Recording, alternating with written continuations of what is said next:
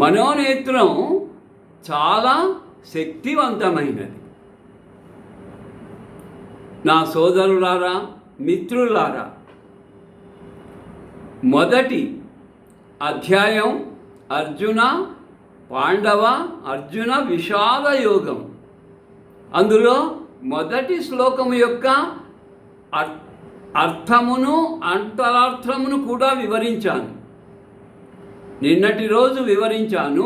ఈరోజు మరొక్క మారు మొదటి శ్లోకమును చెప్పడం మంచిదిగా తలసి మరొక్కసారి చెబుతూ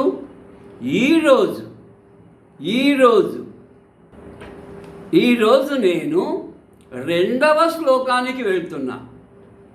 ఈ రెండవ శ్లోకము యొక్క అర్థము అంతరార్థమును మీరిప్పుడు తెలుసుకోబోతున్నారు. నాకు చేతనైనంత వరకు రోజుకొక శ్లోకం కానీ 2 శ్లోకాలు కానీ వివరించే ప్రయత్నం చేస్తాను. నా స్నేహితులకు, మిత్రులకు, శ్రేయోభిలాషులకు, విద్యార్థులకు భగవద్గీత యొక్క ప్రాశస్త్యాన్ని, అందులో శ్రీకృష్ణ పరమాత్ముడు వారు మనకు అందించిన దివ్య జ్ఞానాన్ని వివరిస్తూ పోవడం నా అదృష్టం. ఇదొక సదవకాశం. ఈ అవకాశాన్ని సద్వినియోగపరుస్తూ నేను భగవద్గీత సేవలో తరిస్తున్నాను. అందులకు ధన్యునిగా భావిస్తూ ఆ రెండవ శ్లోకానికి వెళుదాం. సంజయ ఉవాచ. సంజయుడు ఇట్లు పలికెను, తన దివ్య దృష్టితో చూస్తూ ఇలా ధృతరాష్ట్రునకు వివరించను. దృష్ట్వా తు పాండవానీకం వ్యూఢం దుర్యోధనస్తదా ఆచార్యముపసంగమ్య రాజా వచనమబ్రవీత్. మరొకసారి. దృష్ట్వా తు పాండవానీకం వ్యూఢం దుర్యోధనస్తదా ఆచార్యముపసంగమ్య రాజా వచనమబ్రవీత్. ధృతరాష్ట్రునకు ప్రశ్నకు సమాధానముగా అతడు తమ దివ్య నేత్రముతో మనోనేత్రముతో యుద్ధరంగమున ఏమి జరుగుతున్నదో చూస్తూ ఈ విధంగా ధృతరాష్ట్రునితో చెప్పాను. సంజయుడు ధృతరాష్ట్రునితో ఇట్లు పలికాను. ఆ సమయమున, అంటే ప్రస్తుత యుద్ధ ప్రారంభ సమయమున, రారాజైన అభిమానధనుడైన యుద్ధ కాంక్షతో విర్రవీగుచున్న దుర్యోధనుడు చక్కని యుద్ధ వ్యూహ రచనతో సమరమునకు మోహరించియున్న పాండవ సైన్యమును చూచి తన గురువు సైన్యాధ్యక్షుడు అయిన ద్రోణాచార్యుల దగ్గరికి వెళ్ళి ఇట్లు పలికెను. చూసారా, ఈ యుద్ధం అనివార్యమైంది. ఎవరి వలన? దుర్యోధనుని యొక్క అహంభావం వలన, దుర్యోధనుని యొక్క గర్వము వలన. పాండవులు శ్రీకృష్ణునితో రాయబారము పంపి తమకు సగరాజ్యం ఇమ్మని కోరిరి, న్యాయబద్ధముగా ఇమ్మని కోరిరి. అట్లు ఇవ్వడానికి విముఖత చూపినట్లయితే దుర్యోధనుని తాము అడిగినట్లుగా 5గురికి 5 ఊళ్ళమని చెప్పమని శ్రీకృష్ణ పరమాత్మునికి తెలిపింది. ఆ విషయము శ్రీకృష్ణ పరమాత్ముడు దుర్యోధనునికి తెలిపినప్పటికీ పెడచెవిని పెట్టిన ఆ దుర్యోధనుడు సూది మొనంత స్థలమును కూడా సూది మొనంత రాజ్యమును కూడా నేను వారికి ఇవ్వను. ఏదైనా ఉంటే యుద్ధరంగములో తేల్చుకుందాము రమ్ము అని చెప్పిరి. శ్రీకృష్ణుడు యుద్ధం వలన జరుగు నష్టమును, అతని యుద్ధ కాంక్షను గమనించి పాండవులు కూడా చేతకాని వాళ్ళు కాదు. వాళ్ళు నిన్ను 5గురికి 5 ఊళ్ళు ఇమ్మని అడిగినది వాళ్ళ చేతకానితనం కాదు. నీవు అది కూడా ఇవ్వకపోతే ఇంతకు రణరంగమునకు వచ్చుతుందురు, పాండవులు చేతవాని కారు అని చెప్పిన మందబుద్ధి అయిన దుర్యోధనుడు శ్రీకృష్ణుని మాటలు పెడచెవిన పెట్టాను. Sanjaya, now English version. Sanjaya said to whom? Said to Dhritarashtra, the blind king of Kauravas. Then King Duryodhana, Dhritarashtra, your son, the king Duryodhana, after having seen the enemy, the enemies and the armies of the Pandavas in the battle arrangement, which is very planned, which is arranged very well, went near, approached his guru, that is Dronacharya. Duryodhana went near Dronacharya and said like this, said as follows. So, in the second verse, what is the second verse? Društva tu Pandavanīkam vyūಢam Duryodhanasthada Acharyam upasangamya Raja vachanam abravit. ఆ యుద్ధరంగమునందు తనకు కనపడినటువంటి దృశ్యమును సంజయుడు ధృతరాష్ట్రునకు వివరించెను. దుర్యోధనుడు నీ కుమారుడు, నీ ప్రియనందనుడు, ప్రథమ నందనుడు, రారాజు యుద్ధమున మోహరించిన ఉభయ సైన్యములను చూచెను, పరిశీలించెను. పాండవ సైన్యమును ప్రత్యేకించి చూచి వ్యూఢ రచనలో ఆరితేరినటువంటి తన గురువు, ఆనాటి సైన్యాధ్యక్షుడు అయిన ద్రోణాచార్యుల దగ్గరికి వెళ్ళి ఇట్లు పలికెను. ఇది అర్థం. అయితే ఇక్కడ మనము అంతరాత్మ పరిశీలన కూడా కావించుకోవాలి. ఇక్కడ ఉభయ సైన్యములు మోహరించి ఉన్నాయి.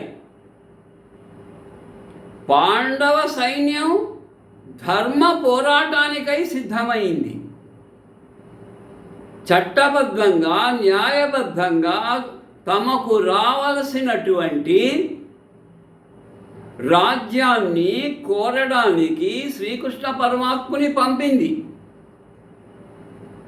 రాయబారిగా వెళ్ళాడు శ్రీకృష్ణ పరమాత్ముడు కురు సభకు. ఎన్నో విధాలుగా నచ్చజెప్పాడు. కానీ దురభిమానధనుడైన దుర్యోధనుడు వినలేదు. యుద్ధం అనివార్యమైంది. పాండవుల బంధుమిత్రులు, పాండవుల స్నేహమును కాంక్షించే రాజులు అందరూ పాండవ పక్షమున చేరారు. దుర్యోధనుని మిత్రరాజ్యములు, దుర్యోధనునికి భయపడే రాజులు దుర్యోధనుడు అధర్మమును అనుసరిస్తున్నాడని తెలిసినా గతి లేక మతి లేక దుర్యోధనుని పక్షమున వహించినాడు.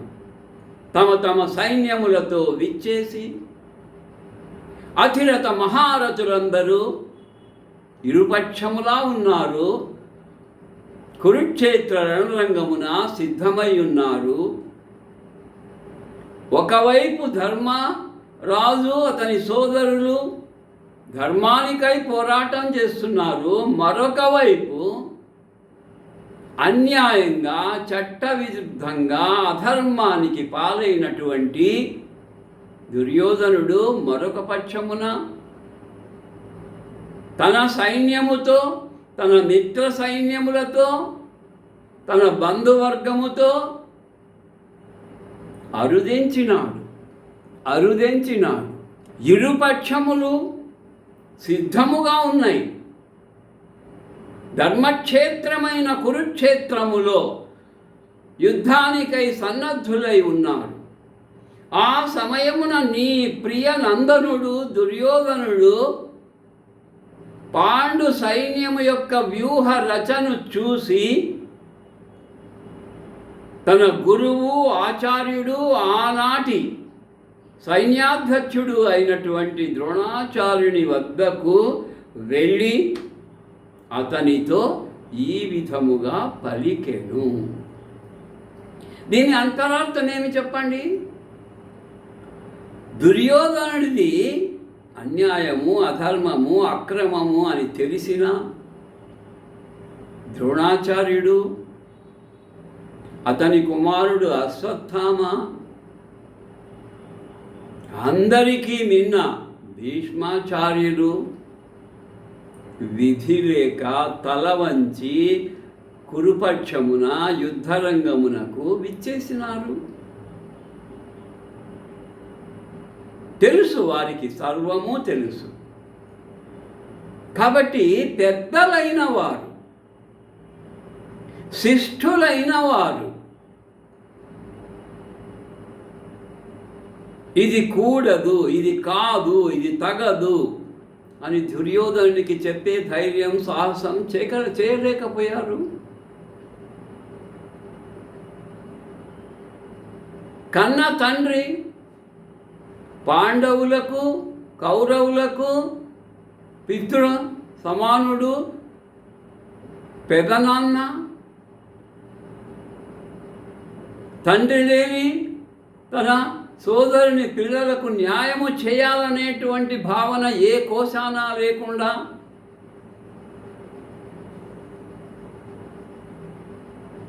కళ్ళు గానక ఒకవైపు పుట్టుకతో గుడ్డితనం, మరొక వైపు పుత్ర ప్రేమతో గుడ్డితనం ఆవహించి ఉంది ఆయన్ని. అంధత్వము కంటే చూసి చూడనట్లు ఉండడం మహాపాపం. ఏం చేయాలి? చేతకానివాడు. సో ఇలా కురుక్షేత్ర రణరంగమున ధర్మం కోసం, ధర్మ పోరాటం చేయడాని కోసం భరతఖండములో ఉన్నటువంటి రాజులందరూ రెండుగా విడిపోయారు.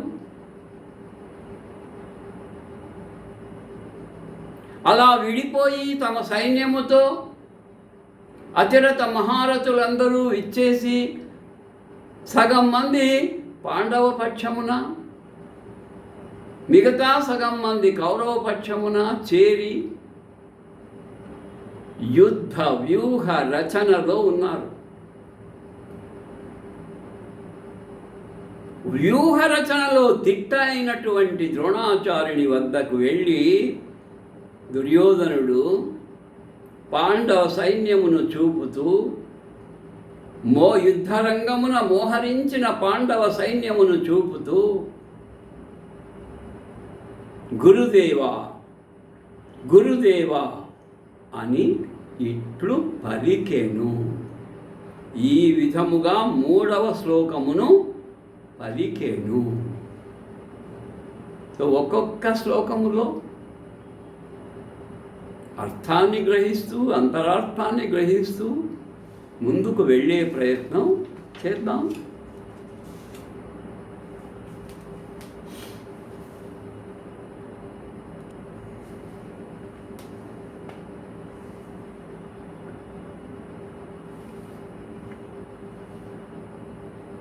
శ్రీమద్ భగవద్గీత ప్రథమోధ్యాయము 3వ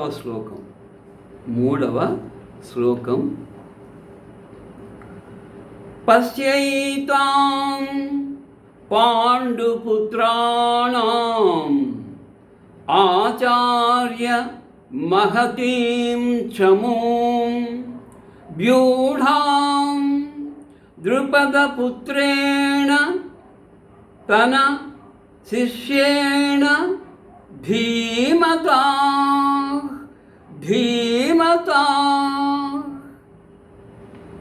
దుర్యోధనుడు పాండవ యుద్ధ వ్యూహాన్ని గమనించిన తరువాత గురువైనటువంటి ద్రోణాచార్యుని వద్దకు వెళ్ళి ఇట్లు పలికాడు.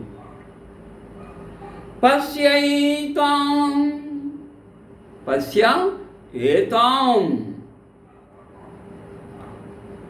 పాండుపుత్రాణం, పాండవ పుత్రులు, పాండవుల యొక్క పక్షము వారు, ఆచార్య. చూసారా, ఈ ఆచార్యను మనము మొదటి పదముగా చేసుకోవాలి. ఎందుకు? సంబోధన ముందు రావాలి. అన్వయ క్రమములో ఆచార్య అనే పదం ముందుగా వాడాలి. ఆచార్య, ఓ గురువరా, ఓ ఆచార్య. ఆచార్య సంబోధన, గురు సంబోధన ఒకటి. బుద్ధిమంతుడైన, ఓ ఆచార్య, బుద్ధిమంతుడైన మీ శిష్యుడును ద్రుపద పుత్రుడును అయిన దృష్టద్యుమ్నునిచే వ్యూహాత్మముగా నిల్పబడిన పాండవుల ఈ మహా సైన్యమును చూడుడు. సో యుద్ధరంగములో కురు సైన్యానికి ఆ రోజు మొట్టమొదటి రోజు సైన్యాధ్యక్షత ఎవరు వహించారు? గురువైన ద్రోణాచార్యుడు. యుద్ధ విద్యలలో ఆరితేనివాడు. పాండవ కుమారులకు, కురు కుమారులకు సకల విద్యలు నేర్పినటువంటి ఆచార్యుడు ద్రోణాచార్యుడు. ద్రోణాచార్యుడు కురు సైన్య వ్యూహ రచనతో ముందు భాగమున యుద్ధరంగమున నిలుచుకున్నాడు. అటువైపు పాండవ సైన్యము, ఆ రోజు పాండవ సైన్యమునకు సైన్యాధ్యక్షుడు దుష్టద్యుమ్నుడు. ఎవరి దుష్టద్యుమ్నుడు? ద్రోణాచార్యునికి ప్రియమిత్రుడైన, ద్రోణాచార్యునికి ప్రియ మిత్రుడైన ద్రుపద మహారాజు యొక్క కుమారుడు. ఇక్కడ దుష్టద్యుమ్నుడు సైన్యాధ్యక్షత వహించడానికి వేరే ఎవరు లేరా అని అడగవచ్చు. ఇక్కడ ఒక కారణం ఉంది. ద్రోణాచార్యుని గతములో శత్రుత్వం ఏర్పడింది. ద్రుపద మహారాజుకు ద్రోణాచార్యునికి తన తండ్రి ద్రుపదునికి జరిగిన అవమానమునకు ప్రతీకారం తీసుకోవాలనేటువంటి కాంక్షతో దుష్టద్యుమ్నుడు పాండవ సైన్యమునకు ఈరోజు అధ్యక్షత వహించాడు. చూడ, కక్షలు ఎలా ఉంటాయి? పాత కక్షలు, కొత్త కక్షలు. చూడండి, ఈనాటి రాజకీయంలో ఈ రాజకీయ నాయకులు కక్షలతో హత్యలకు కూడా సిద్ధమవుతున్నారు. ప్రత్యక్షంగానో పరోక్షంగానో రాత్రి పగలు ఎప్పుడో ఒకసారి దొంగచాటున దొంగ మాటున దాడి చేయడం, బాంబులు వేయడం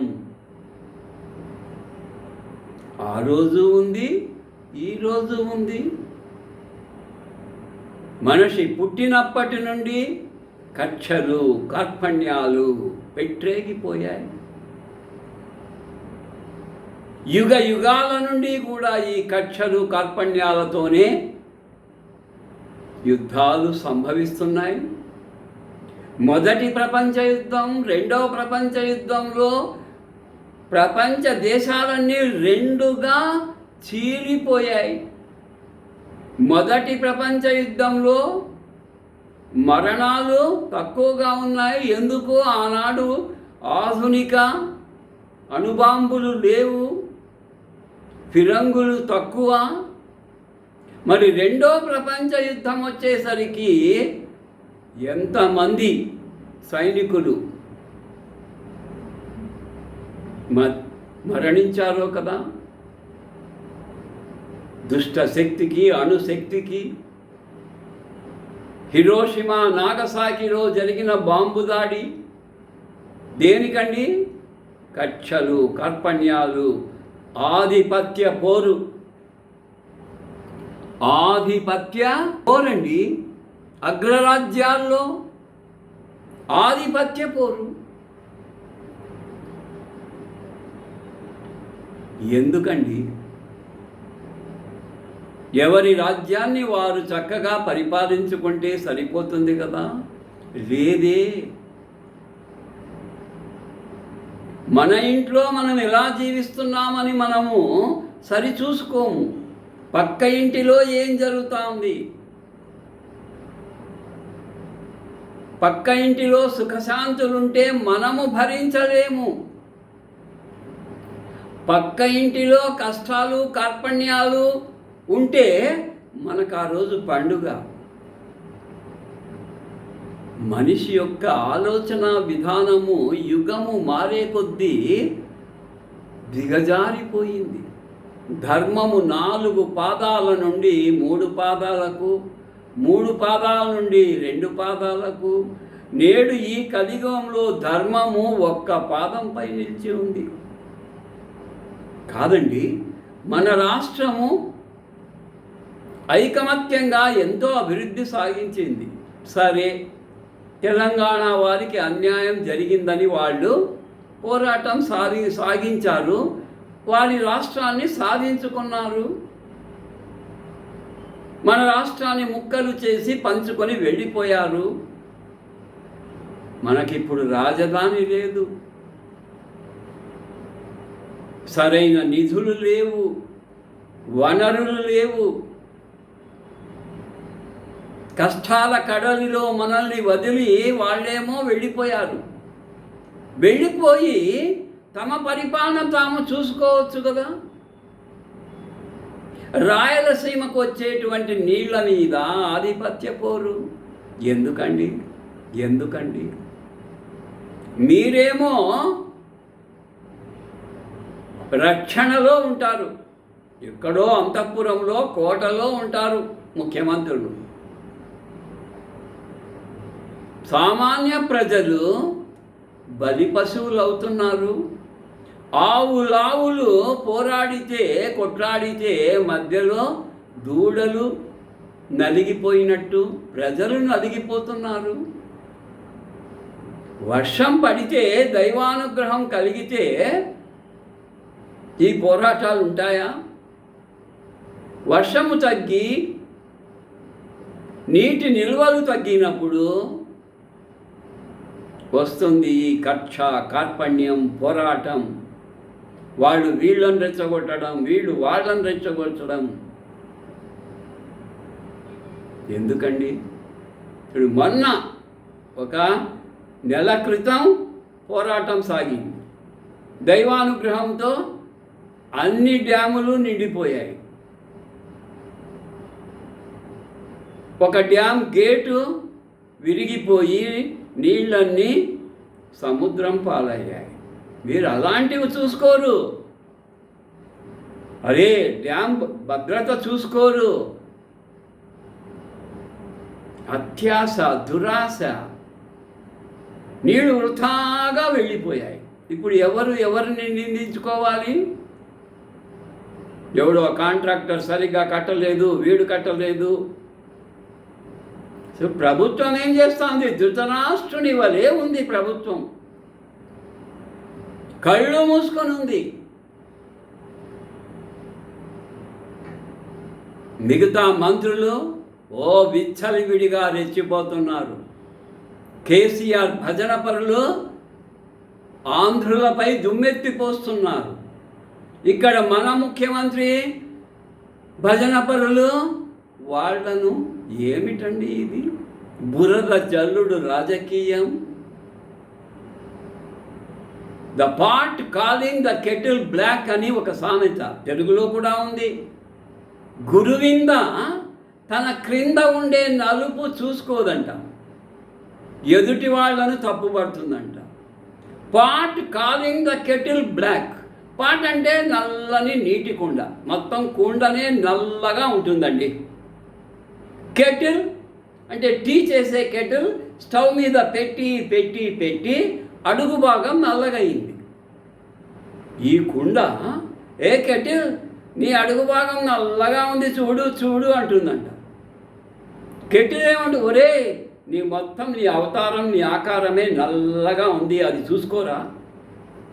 చూసారా సామెతలు? ఇలాంటి వాళ్ళని చూసే వచ్చాయి. గురువింద తన గుద్ద కింద ఉండేటువంటి నలుపును చూసుకోదంట, పచ్చిగా చెప్తారు. పల్లెటూరి వాళ్ళు ఎప్పుడు కూడా సామెతలు పచ్చిగా నిక్కచ్చిగా ముఖానికి కొట్టినట్లుంటాయి. అయినా బుద్ధి రాదు, మనకు బుద్ధి రాదు. The political people always flinging the mud water. Flinging the mud water. Mud water అంటే బురద నీళ్ళు. ఫ్లింగింగ్ అంటే చిమ్ముకోవడం. బకెట్లు ఒకరి మీద ఒకరు చిమ్ముకోవడం. ఏమిటండి ఇది? రాజకీయమా అరాజకీయమా? గతంలో ఉన్నారండి, ముఖ్యమంత్రులు ఉన్నారు, ప్రధానమంత్రులు ఉన్నారు.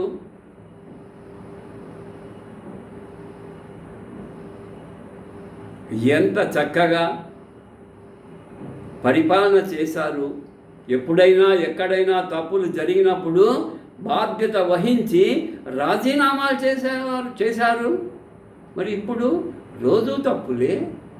నేనెందుకు రాజీనామా చేయాలి, నా తప్పు కాదు ఇది అని వాదించే వాళ్ళే. కానీ నీతి నియమాలు అనేవి తరిగిపోతున్నాయి, తొలగిపోతున్నాయి. ఎథిక్స్ లేవు. పాలిటిక్స్లో ఎథిక్స్ లేవు. పాలిటిక్స్లో ఏమున్నాయి? ట్రిక్స్. ఏం ట్రిక్స్? పాలిట్రిక్స్. పాలి అంటే మెనీ, ట్రిక్స్ అంటే చాతుర్యాలు. Many tricks. Politics means many tricks. ఎన్ని రోజులండి? ప్రజాభిమానాన్ని కోల్పోయిన నాడు ఎలాంటి వాళ్ళనైనా ఇంటిలో కూర్చోబెట్టారు. ఓటర్లు సామాన్యులు కాదు. ఇందిరమ్మను కూడా ఇంట్లో కూర్చోబెట్టారు. సంజీవరెడ్డిని కూడా ఇంట్లో కూర్చోబెట్టారు. పెద్ద పెద్ద నాయకులు, ఎన్టీ రామారావు కూడా తెలంగాణలో ఆయన ఓడిపోయాడు. ఈరోజు చంద్రబాబు ఇంటికి వెళ్ళాడు. రేపు ఇంకెవరు వెళ్తారో. కేంద్రంలో కూడా ప్రజల గతి పట్టించుకోకుండా రాజకీయానికి ఏవేవో ఎత్తులు జిత్తులు. ఎన్ని రోజులు ఫలిస్తాయి మీ జిత్తులు? ప్రజలు తలుచుకుంటే ఉప్పెనలా మిమ్మల్ని ఊపి పారేస్తారు. తస్మాత్ జాగ్రత్త. కాబట్టి ఈ భారత కథ కానీ భారత మధ్యే మహాభారతే అంటే భారతం యొక్క మధ్యలో వచ్చిన ఈ శ్లోకములు, ఈ భగవద్గీత శ్లోకములు 700 శ్లోకములు మహాభారతం యొక్క మధ్య భాగంలో వచ్చాయి. అందుకే మధ్యే మహాభారతే అంటారు. ఈ మహాభారత కథ గీతాచార్యుడు బోధించినటువంటి జీవన విధానం నేటికి అనుసరణీయం. కాబట్టి ఇలా భగవద్గీతలో కేవలం మనము ప్రతి పద అర్థం అవసరమే, కానీ అంతరార్థం ఏమి చెప్పదలుచుకున్నాడు. దుర్యోధను లాంటి వాళ్ళు ఈరోజు లేరా? ఎందుకు లేరు? దుర్యోధనునికి గర్వభంగం జరిగింది కదా, మరి ఈనాటి వాళ్లకు జరగదా? తప్పక జరుగుతుంది. ఎంతటి వాడైనా విధికి తల వంచక తప్పదు. శ్రీకృష్ణుడు రాయబారానికి వెళ్ళినప్పుడు సత్య శుభదాయకమయ్యు ధర్మ నిస్తారకమయ్యు దైవముండెడు అన్నాడు. అంటే ఏం తెలుసా? ఎంత చెప్పినా, ఎంత నచ్చ చెప్పినా శ్రీకృష్ణుడు వినడం లేదు. ఏదో శ్రీకృష్ణుని బంధించాలని ఏదో కుయుక్తి కుట్రలు చేస్తున్నారు, దుష్ట చతుష్టయం. అది గమనించినటువంటి శ్రీకృష్ణ పరమాత్ముడు హెచ్చరించాడు చివరికి. ధర్మ నిస్తారకమయ్యు సత్య శుభదాయకమయ్యు నేనున్నానంటే దైవం ఉండేడు. కాబట్టి ఆ గీతాచార్యుని మహిమలెన్న తరమా. రాముడు శ్రీరామచంద్రుడు ధర్మాన్ని ఆచరించాడు, ఆచరించి ఇతరులకు చేత ఆచరింపజేశాడు. అది యుగధర్మం త్రేతాయుగంలో.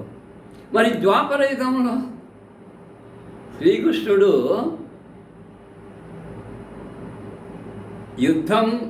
యుగం మారినందువలన అతని విధానం మారింది. ధర్మం చెప్పదలుచుకోలేదు, ధర్మం ఆచరించదలుచుకోలేదు. క్షమించండి, శ్రీకృష్ణుడు ధర్మము ఆచరించలేదు, ధర్మాన్ని బోధించాడు. ఎందుకు? యుగం మారింది, యుగ ధర్మం మారింది. అక్కడేదో రావణాసురుడు, వాడు గొప్ప శివభక్తుడు. ఈ ద్రోణాచార్యుడు, ఈ దుర్యోధనుడు, శంతవ్యుడను దుర్యోధనుడు దుర్మార్గుడు. అందులో అతని చుట్టూ దుష్టులు దుష్ట చతుష్టయం చేరినారు. ఆయనను తప్పుదారిలో మళ్ళిస్తున్నారు. మరి అంతటి సామ్రాజ్యానికి చక్రవర్తి అయిన నీకు మంచేది చెడు ఏది కనపడదా, వినపడదా? భోగాలము దాపురించిన వాడు మిత్రవాక్యమును వినడు. చూసారా, మిత్రవాక్యమును వినడు. అరుంధతిని కనడు. పెళ్ళైనాక ఒరే బాబు ఆకాశం చూడరా, అరుంధతి ఉంది కనపడుతుందా అంటే ఎక్కడుంది అరుంధతి? ఏ చీర కట్టుకుంది అని అడిగే మూర్ఖులు. దీప నిర్వాణ గంధమును మూర్ఖునరు, వాసన చూడరు. మన ఇంట్లో దీపం పెట్టింటాం, దీపంలో నూనె అయిపోయింది, ఒత్తి కొరడు కట్టుతూ ఉంది, ఆరిపోయే దీపం వాసన వస్తుంది. ఆ వాసన రాగానే మనం ఏం చేయాలి? దీపంలో నూనె వేయాలి. కానీ పోగాలము దాపురించిన వాడికి దీపము ఆరిపోయేటప్పుడు వచ్చే వాసన వాడికి తెలియవద్దు. వాడి సెన్సస్ పనిచేయవు, వాడి ముక్కు పనిచేయదు. ఎందుకు? పోగాలం. అరుంధతి కనపడలేదు, ఎందుకు? పోగాలం. మిత్రుని వాక్యం వినలేదు, ఎందుకు? పోగాలం. కాబట్టి దుర్యోధనుడు పోగాలం దాపురించి యుద్ధం యుద్ధం యుద్ధం. ఏమిటి యుద్ధం? యుద్ధం వల్ల ఏం జరుగుతుంది? ఇరుపక్షాల వారికి నష్టాలే. కురుక్షేత్ర యుద్ధానంతరం ఎవరు మిగిలారు చెప్పండి? వృద్ధులు, కళ్ళు కనపడని వాళ్ళు, పసిపిల్లలు, భర్తను కోల్పోయిన విధవలు. వీళ్ళను పరిపాలించాలి ఎవరు? ధర్మరాజు. యువకులు అందరూ యుద్ధంలో చనిపోయారు. మిగిలింది శూన్యం, బూడిద, భస్మం. కాబట్టి భారతాన్ని నేటి జీవన విధానానికి కూడా అన్వయించుకోవాలి. ప్రతి కుటుంబం కూడా దుర్యోధనుని చూసి, అతని సోదరులను చూసి, అతని తల్లిదండ్రులను చూసి, ఓ ఇలా ఉండకూడదు. ధర్మరాజును చూసి అన్న మాట ఒక ఆజ్ఞ. ఆజ్ఞగా పరిపాలించినటువంటి తమ్ములను చూసి నేర్చుకోవాలి. అన్నదమ్ములు ఇలా ఉండాలి, అక్క చెల్లెండు ఇలా ఉండాలి, తోడి కోడళ్ళు ఇలా ఉండాలి అని నేర్చుకోవడానికే ఈ భగవద్గీత. భగవద్గీతను నేటి జీవన విధానానికి అన్వయించుకోవాలి. So I will give some English interpretation. Duryodhana said to his Acharya, that is Dronacharya, he asked him to look at the army which is led by his friend's son, Drupada's son, Drishtadyumna. Who is leading Pandava's army? Drishtadyumna. You see, my dear Guru, you observe Pandava's army. It is well planned, well arranged, without any fault, without any mistake. The army is ready to fight, ready to face. Kuru Sainya, please observe, and if you need any changes, you make them immediately. So, here, Dronacharya is a great person, well-knowledgeable person, renowned person. This fellow, moralless fellow, ethics, no values to this fellow. Duryodhana is suggesting the great warrior.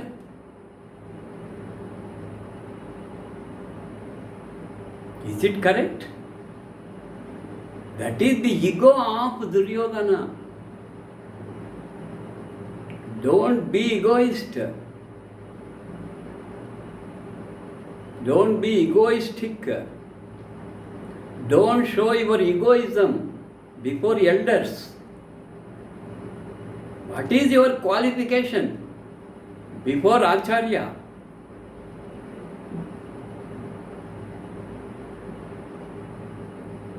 Who is a level-headed person with full of knowledge and wisdom. గుడ్డు పిల్లని ఎక్కరించినట్టు కదా. So you people don't go beyond your limits. You are not capable. Your capabilities are not good enough to instruct, to advise, to teach such a great Guru Dronacharya.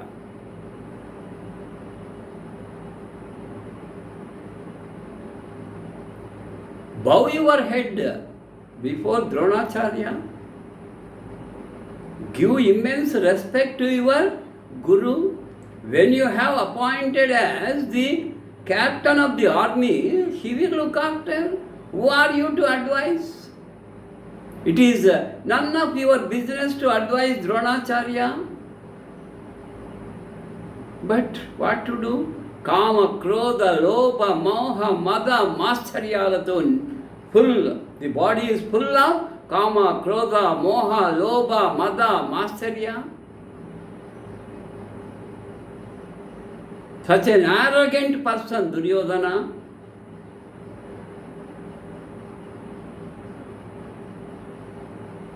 He should not open his mouth before Dronacharya, but you see, because of egoism, he is instructing Dronacharya.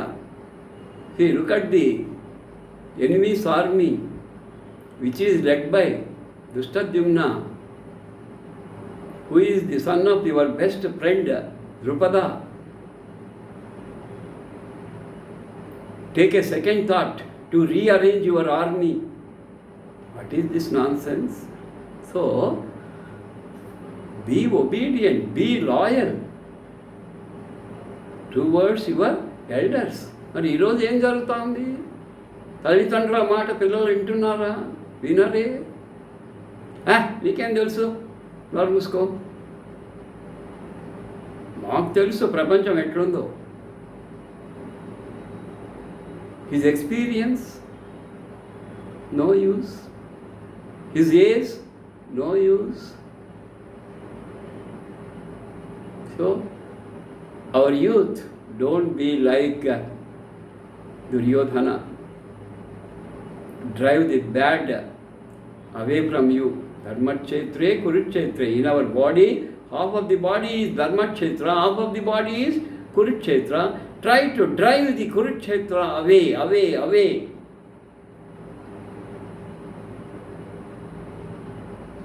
Keep your bad feelings, bad character, not to come out. Look after your dharma, satya. Try to improve dharma. Don't support adharma. Keep it aside and follow good. That is the essence of Mahabharata. Mahabharatam యొక్క సారం గ్రహించాలి. అంతరాత్మను గ్రహించి మన ఆధునిక జీవనంలో మన జీవన విధానాన్ని మార్చుకుంటూ సన్మార్గంలో నడుస్తూ దైవ చింతనతో దైవ భక్తితో భారమంతా దైవం మీద వేసి మన కర్తవ్యాన్ని మనము నిర్వర్తించుకుంటూ వెళ్ళాలి.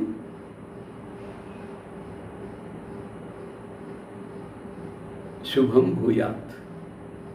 Vandanalu. Let me continue with the other verse afterwards. Thank you once again.